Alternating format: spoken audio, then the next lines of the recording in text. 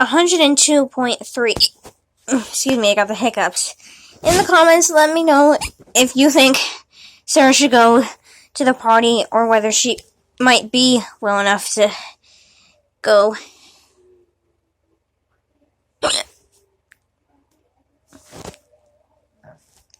Well, this is random. I don't know what I'm doing.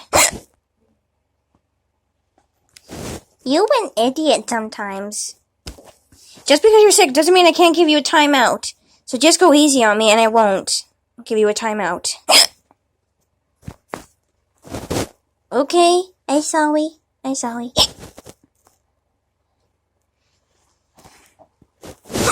What am I doing with my life? Okay, I think my hiccups are gone. Or not. Also in the comments, let me know if you know a good cure for hiccups.